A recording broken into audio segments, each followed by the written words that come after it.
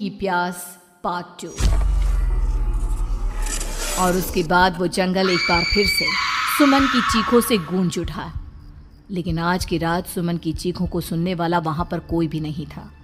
अगर वहां पर कोई मौजूद था तो बस हरिया, जो कि अब एक भेड़िए में बदल चुका था। सुमन के बालों को पकड़कर घसीटते हुए वो जंगल के बीचों बीच एक जगह पर ले जा रहा था।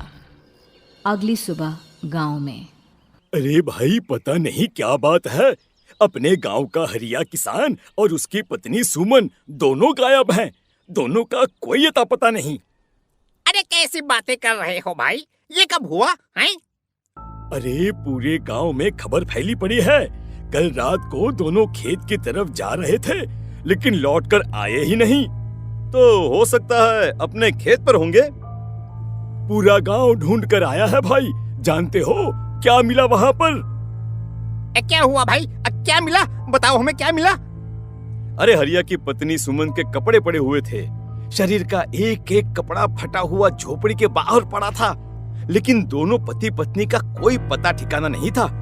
अरे भाई, लेकिन उसका जो दोस्त है ना रामू किसान, उससे पता करके आते हैं ना। अब तक तो दोनों साथ ही खेत पर जाया करते थे। हाँ, हमें उसके घर जाना चाहिए भाई। चलो वहाँ चलते हैं, चलो। वो सारे लोग रामू के घर पर पहुंचते हैं। रामू अपने घर के बाहर बैठकर हुक्का पी रहा था। आज सारे के सारे लोग टोली बनाकर मेरे घर क्यों आ रहे हैं? क्या कोई मर गया क्या भाई? अरे कैसी बातें कर रहे हो? तुम्हारा सबसे अच्छा दोस्त हरिया और उसकी पत्नी गायब है और तुम यहाँ बैठकर हुक्का पिए जा रहे हो हैं? रामू ने अजीब सी नजरों से उन सब गांव वालों की तरफ देखा, जिसकी वजह से वो लोग एक बार के लिए डर गए। गायब है? अरे गायब नहीं है, मुक्ति मिल गई है।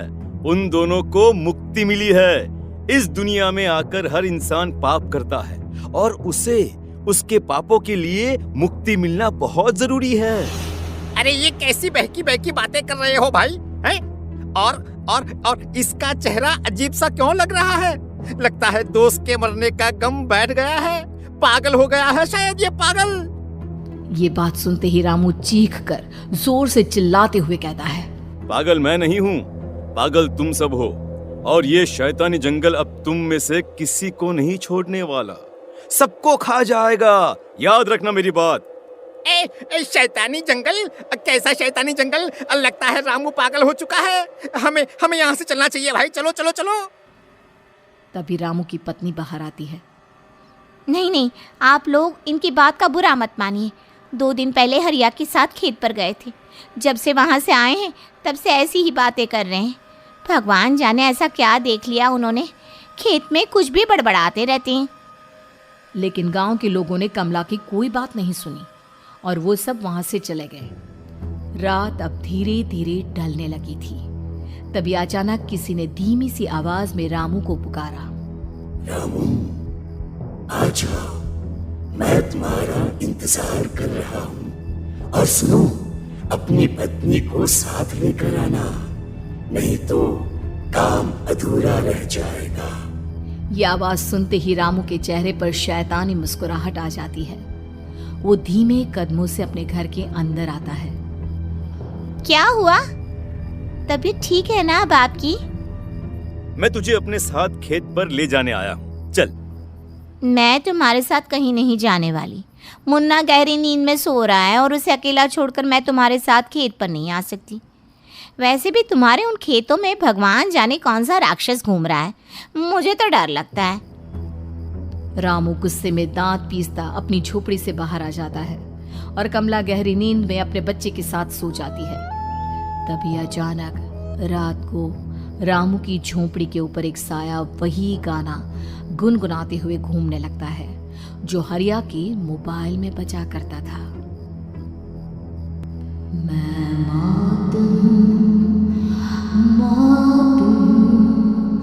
मौत जो पसरी है चारों ओर, जो आएगी कहीं से भी निगल जाएगी सबको। मैं मौत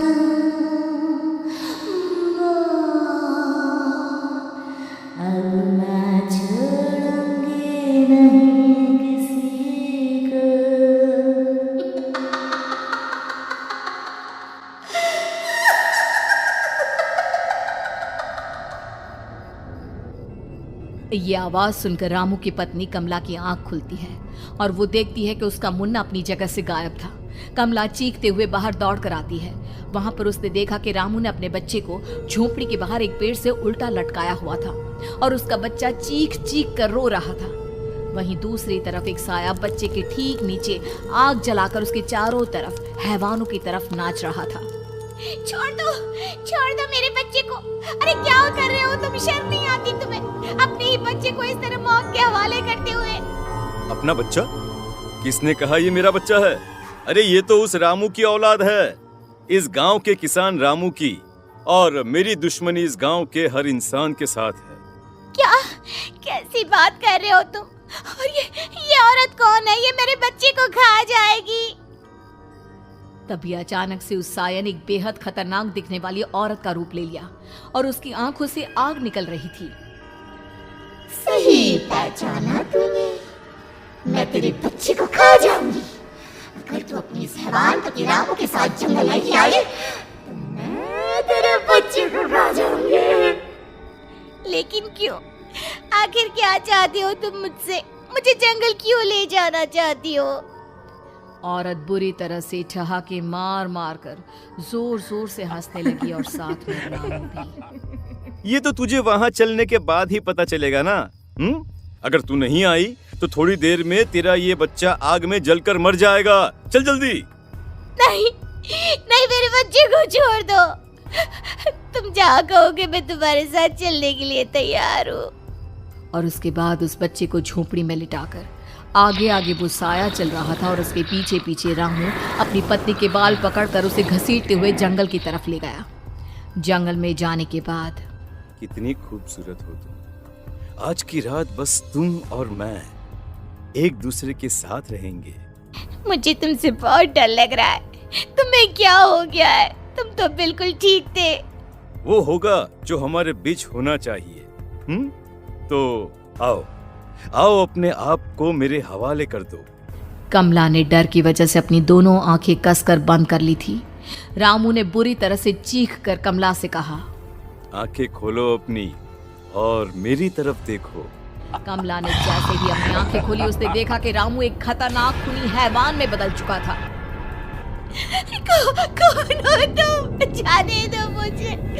क्या चाहते हो मुझसे? वही जो एक आदमी एक औरत से चाहता है।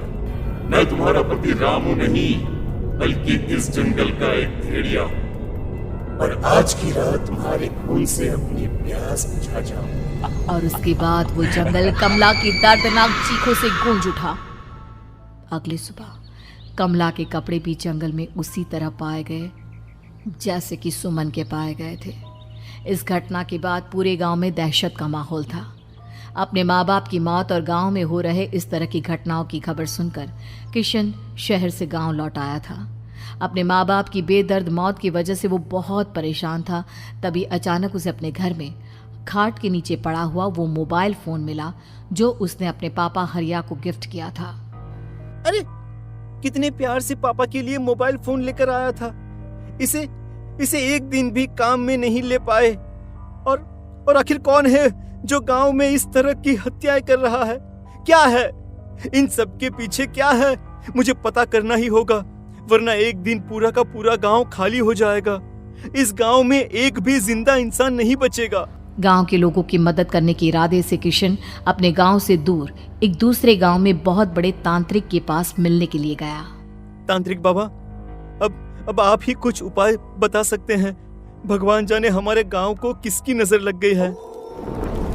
नजर नहीं लगी है, किसी ने तुम्हारे गांव को बद्दुआ दी है। किसी सताई हुई आत्मा का प्रकोप है और अब वो पूरे गांव में किसी को नहीं छोड़ेगी जब तक उसकी आत्मा को शांति नहीं मिल जाती। अरे लेकिन ऐसा कौन है बाबा? किसकी आत्मा है और कैसे मिलेगी उसे शांति? मौत है, मौत कहीं से भी आएगी और सबको निगल जाएगी। इससे बचने का सिर्फ एक ही उपाय है, लेकिन उस उपाय को करना आसान नहीं होगा।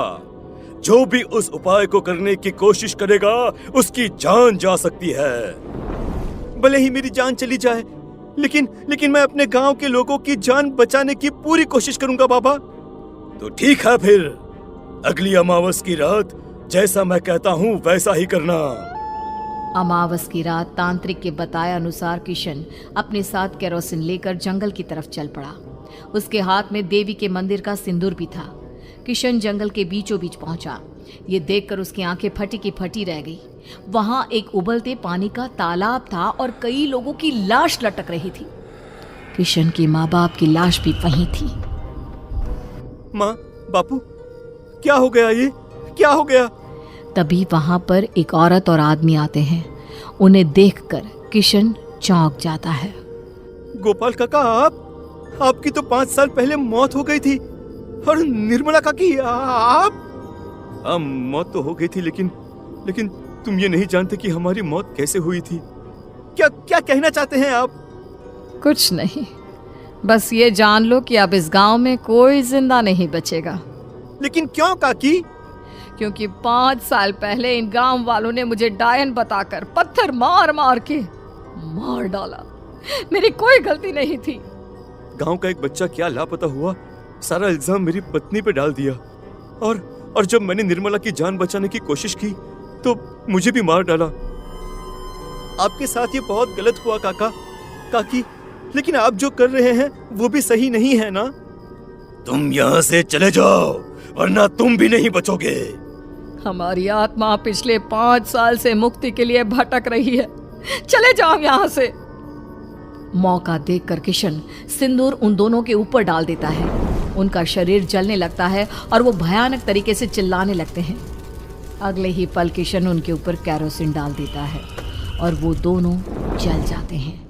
किशन अपने माँ बाप और दूसरी लाशों का अंतिम संस्कार करवाता है और अपने घर लौट आता है। लेकिन वो अभी भी इस बात से अनजान है कि मोबाइल अभी भी बज रहा था। मैं मौत हूँ,